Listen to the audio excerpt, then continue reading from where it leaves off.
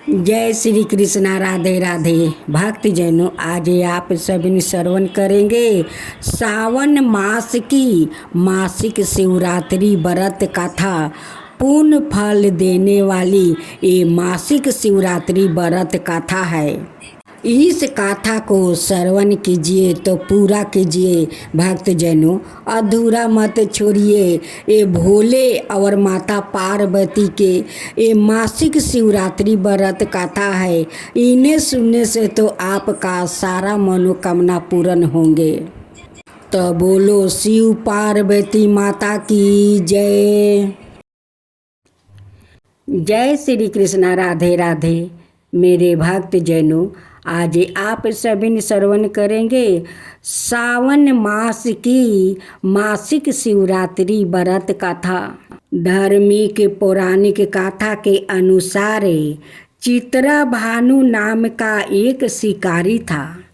जानवरों की हत्या करके वो अपने परिवार को वो पालता था। वो एक साहूकार का कर्जदार था, लेकिन उसका ऋण समय पर ना चुका सके। क्रोधित साहूकार ने शिकारी को शिव माठ में बंदी बना लिया। संजोग से उस दिन शिवरात्रि थी। शिकारी ध्यान मगन होकर शिव संबंधित धार्मिक बातें सुनता रहा। चतुर्थी को उसने शिवरात्रि व्रत की कथा भी सुनी। शाम होते ही साहूकार ने उसे अपने पास बुलाया और ऋण चुकाने के विषय में बात की। शिकारी अगले दिन सारा ऋण लौटा देने का वो वचन देकर वो बंधन से छूट गया। अपनी दिनचर्या की भांति वो जंगल में शिकारी के लिए निकल पड़ा, लेकिन दिन भर बंदी गिरहे में रहने के कारण भूख प्यास से व्याकुल था। शिकारी खोजते हुए वो बहुत दूर निकल गया। जब अंधकार हो गया तो उसने विचार किया कि रात जंगल में ही बितानी पड़ेगी। वो वन में एक तालाब के किनारे एक बेल के पेड़ पर वो चढ़कर रात बिताने का इंतजार करने लगा। बेल वृक्ष के नीचे शिवलिंग था, जो बेल पत्रों से ढका हुआ था। शिकारी को उसका पता ना चला। पारवा बनाते समय उसने जो टहनियाँ तोड़ी वो संजोग से शिवलिंग पर गिरती चली गई। इस प्रकार दिन भर भूखे प्यासे शिकारी का व्रत भी हो गया और शिवलिंग पर बेलपत्र भी चढ़ गया। एक पहर रात्रि बीत जाने पर एक गर्भिणी हिरनी तालाब पर पानी पीने पहुंची। शिकारी ने धनुष पर तीर चढ़ाकर ज्यों ही परचंचा घींची। हिरनी बोली, मैं गर्भिणी हूँ, शीघ्र ही बच्चा को जन्म देने वाली हूँ। तुम एक साथ दो जीवों की हत्या करोगे, जो ठीक नहीं है। मैं बच्चे को जन्म देकर शीघ्र ही तुम्हारे समक्ष प्रस्तुति हो जाऊंगी, तब मार लेना। शिकारी ने परचंचा ढीली कर दिया और हिरनी जंगल से झड़ियों में लुपित हो गई। परचंचा चढ़ाने और ढीली करने के वक्त कुछ बेलपत्र टूट कर शिवलिंग पर गिर गया। इस प्रकार उसे अनजाने में ही प्रथम पहर का पूजन भी संपन्न हो गया। कुछ ही देर बाद एक और हिरनी उधर से निकली। शिकारी की प्रसन्नता का ठिकाना न रहा। समीप आने पर उसने धनुष पर बाण चढ़ाया। तब उसे देख हिरनी ने विनम्रता पूर्वक निवेदन किया, हे शिकारी, मैं थोड़ी देर पहले ऋतु से निमृत हुई हूँ, कामतुर विरहिणी हूँ, अपने प्रिया की खोज में भटक रही हूँ। मैं अपने पति से मिलकर शीघ्र ही तुम्हारे पास आ जाऊंगी। शिकारी ने उसे भी जाने दिया। 2 बार शिकार को खोकर उसका माथा ठनक गया। वो चिंता में पड़ गया। रात्रि का आखिरी पहर बीत रहा था। इस बार भी धनुष से लाग कर कुछ बेलपत्र शिवलिंग पर टूट कर जा गिर पड़े और दूसरे पहर की पूजा भी संपन्न हो गई। तभी एक अनाए हिरनी अपने बच्चों के साथ उधर से निकली। शिकारी के लिए यह सावनीर में अवसर था। उसने धनुष पर तीर चढ़ाने में देर नहीं लगाई। वो तीर छोड़ने ही वाला था कि हिरनी बोली, हे शिकारी, मैं इन बच्चों को इनके पिता के हवाले करके आपके पास लौट आऊंगी। इस समय मुझे मत मारो।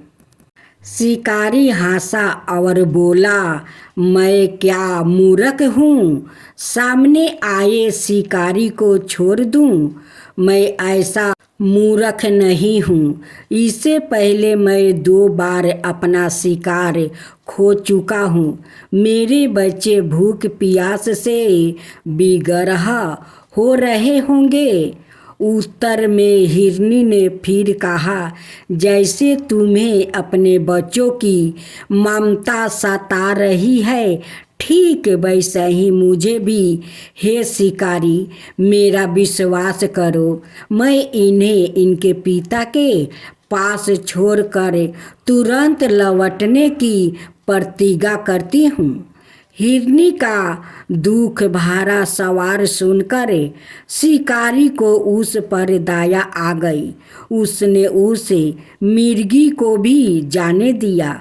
शिकार के अभाव में और भूख प्यास से व्याकुल शिकारी अनजाने में ही बेल वृक्ष पर बैठा बेलपत्र तोड़ तोड़ कर नीचे फेंकता जा रहा था। पाँव फाटने को हुआ तो एक हष्ट पुष्ट मिर्ग उसी रास्ते पर आया। शिकारी ने सोच लिया कि इसका शिकार वो अवश्य करेगा।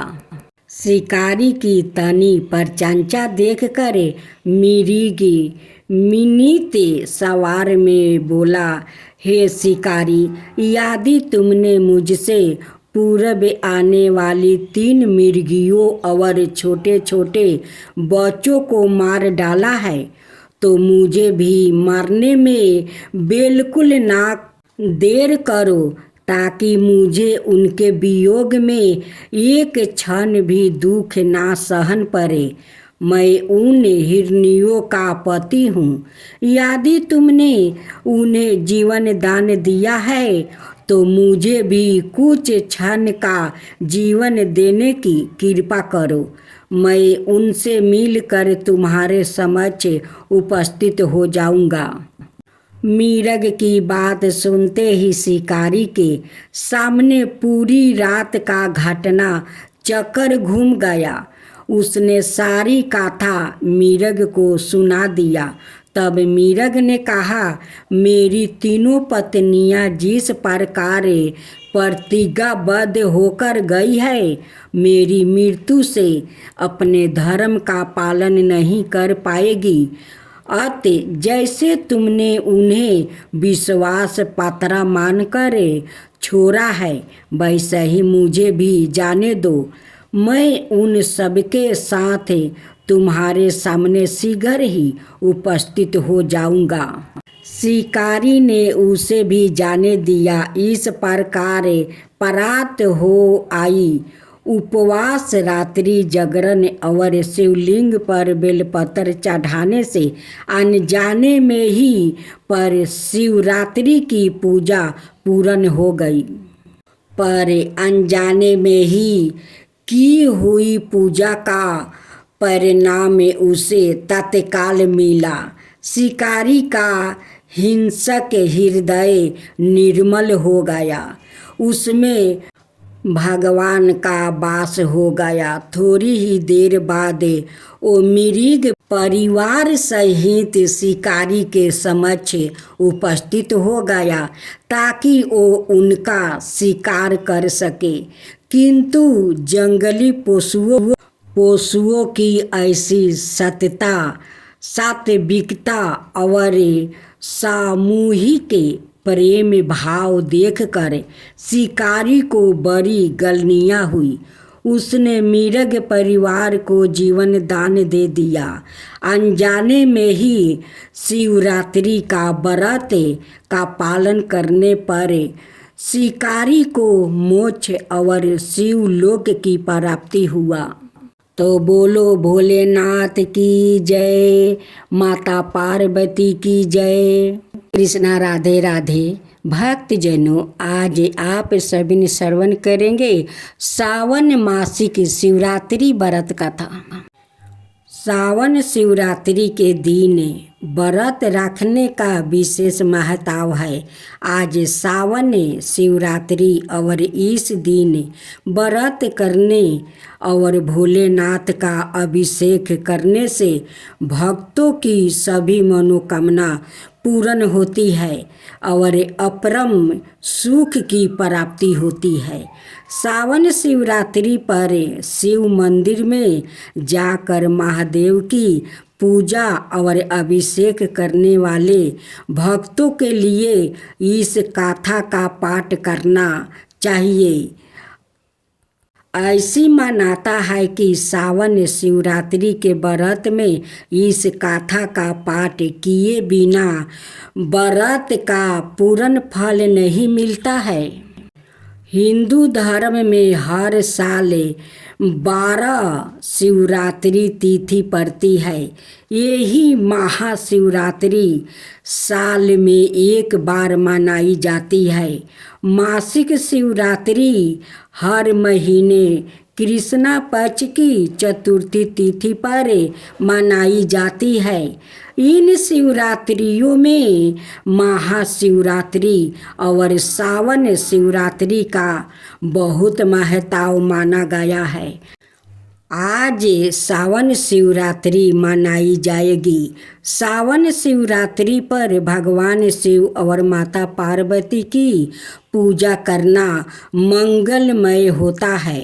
इस दिन भगवान शिव का अभिषेक करना उत्तम फलदायी माना जाता है। ऐसे कहा जाता है कि अगर इस दिन में भोले बाबा की विधिवत रूप से आराधना की जाए तो व्याकृत को उत्तम फलों की प्राप्ति हो सकती है, साथ ही सभी परेशानियों से छुटकारा मिल जाता है। सावन शिवरात्रि हिंदू धर्म में एक महत्वपूर्ण त्योहार मनाया गया है जो भगवान शिव को समर्पित है। सावन शिवरात्रि का व्रत रखने वाले भक्तों को इस दिन व्रत कथा जरूर सुननी चाहिए। धार्मिक मान्यताओं के अनुसार व्रत कथा का पाठ करने से सावन शिवरात्रि व्रत का पूर्ण फल मिलता है। ऐसा कहा जाता है कि सावन शिवरात्रि व्रत कथा का पाठ करने से भक्तों को बहुत से लाभ मिलते हैं और उनके जीवन में सुख समृद्धि बनी रहती है। पौराणिक ग्रंथों के अनुसार सावन शिवरात्रि के दिन भगवान शिव ने मुद्रा मंथन से निकले हल विष को अपने कंठ में धारण किया था, जिससे शिव जी की कंठ नीला पड़ गया। इस विष के प्रभाव को कम करने के लिए सभी देवी देवताओं ने भोलेनाथ का जल से अभिषेक किया। तभी से सावन शिवरात्रि पर भगवान शिव को जल चढ़ाने की परंपरा शुरू हुआ। इस दिन सभी भक्त भगवान शिव का जल अभिषेक और रुद्रा अभिषेक करते हैं, साथ ही विधि विधान से पूजा करते हैं और व्रत रखते हैं। अब ऐसे में जो भक्त सावन शिवरात्रि में व्रत रख रहे हैं वो इस व्रत कथा जरूर सुने और पढ़े। बिना व्रत कथा के पूजा और व्रत अधूरा माना जाता है। पौराणिक मान्यताओं के अनुसार एक बार चित्रा भानु नाम कर शिकारी जानवरों का शिकार करके जंगल में अपना घर परिवार चलाता था। शिकारी पर साहूकार का कर्ज था जो वो नहीं चुका सका। क्रोधित होकर साहूकार ने शिकारी को बंदी बना दिया। वो शिवरात्रि का दिन था जब साहूकार ने उसे बंदी बनाया था। शिकारी करवास में शिव जी का धार्मिक प्रवचन सुनता रहा। उसने वही शिवरात्रि व्रत कथा भी सुनी। शिकारी का पूरा दिन ऐसे ही बीतने लगा। शाम को साहूकार ने चित्रा भानु को कर्ज चुकाने के लिए एक दिन का समय दिया और उसे छोड़ दिया। कर्ज चुकाने के लिए चित्रा भानु ने पूरे दिन जंगल में शिकार ढूंढते हुए बिताया। इस तरह शाम निकल गई। रात बीतने का इंतजार करते हुए वो बेल के पेड़ पर चढ़ गया। उसी पेड़ के नीचे शिवलिंग बनाया गया था। शिकारी बिना देखे बेलपत्र तोड़ रहा था जो संजोग बस शिवलिंग पर गिर रहे थे, जिससे उसका व्रत पूरा हुआ। चित्रा भानु ने शिकार की तलाश में घूमते हुए तालाब के किनारे एक गर्भिणी हिरनी को देखा जो पानी पीने आई थी। उसने उसे मारने के लिए धनुष बाण निकाला। हिरनी ने चित्रा भानु को देखा और उस शिकारी को बताया कि वो गर्भवती है। आप मेरा शिकार करके 2 लोगों को मार डालोगे, जो कि यह गलत है। तभी हिरनी ने शिकारी से वादा किया कि जब उसका बच्चा इस दुनिया में आ जाएगा तो वो खुद आ जाएगी और वो इसके बाद उसका शिकार कर सकता है। लेकिन मुझे अभी जाने दो। शिकारी ने हिरनी की बात को मान लिया और उसे जाने दिया। इसके बाद पेड़ पर चढ़ने के दौरान कुछ और बेलपत्र शिवलिंग पर गिर गया। ऐसे ही चित्रा भानु ने अनजाने में ही शिव की पहली पहर की पूजा की। कुछ देर बाद शिकारी ने एक और हिरनी को देखा। शिकारी को उसे देखकर बहुत खुशी हुआ और शिकार करने को तैयार हो गया। हिरनी ने कहा कि वो अपने प्रेमी को ढूंढ रही है। मैं एक उत्साहु के वीरहिनी हूँ। मैं अपने पति से मिलते ही आ जाऊंगा। रात का अंतिम पहर बीत चुका था। इस बार भी चित्रा भानु ने बेलपत्र दूर दूर फेंक रहा था और शिवलिंग पर गिर गया। उसे भी उसके पहर की पूजा हो गई। शिकारी ने पूरी रात इंतजार करने के बाद सुबह एक हिरन को देखा। उसने ठान लिया कि वो उसका शिकार करेगा। शिकारी ने अपनी प्रशंसा चढ़ाई। तभी उस हिरन ने कहा कि अगर वो 3 हिरनियों और उनके बच्चों का शिकार कर चुका हो तो उसका भी शिकार कर लेता, ताकि उसे उनके वियोग में दुखी नहीं होना पड़ा होता। लेकिन उसे भी छोड़ दो। अगर जीवन दान दिया है तो मैं भी आ जाऊंगा जब वो उन सभी से मिल लेगा। शिकारी ने उस हिरन को रात भर की घटना बताई। तब उस हिरन ने कहा कि वो तीनों हिरनियाँ उसी की पत्नी है। शिकारी को हिरन ने बताया कि जिस प्रकार तीनों हिरनियाँ यहाँ से गई और अगर उनकी मृत्यु हो जाती है तो वो धर्म का पालन नहीं कर पाएगी। हिरन ने शिकारी से कहा कि जिस तरह उसने विश्वास कर हिरनियों को जाने दिया उसी तरह से उसे भी जाने दे। वो जल्दी ही पूरे परिवार के साथ शिकारी के वो सामने आ जाएगा। पूरी घटना के द्वारा शिकारी ने जाने अनजाने में ही सही व्रत, रात्रि जागरण और शिवलिंग पर बेलपत्र चढ़ाने से उसके हृदय को शांति मिली और उसने धनुष छोड़कर हिरन को छोड़ दिया। थोड़ी देर में एक मिर्ग शिकारी के सामने आ गया, लेकिन जंगली पशुओं का प्रेम देखकर शिकारी को बहुत गलनिया हुई। उसने अपने कठोर हृदय को जीव हिंसा से हमेशा के लिए अलग कर दिया और मिर्ग परिवार को छोड़ दिया। शिकारी के ऐसा करने पर भगवान शिव ने उसे प्रसन्न होकर उसे अपना दर्शन दिया, साथ ही उसे सुख समृद्धि का वरदान दिया और उसे गिरहे नाम दिया।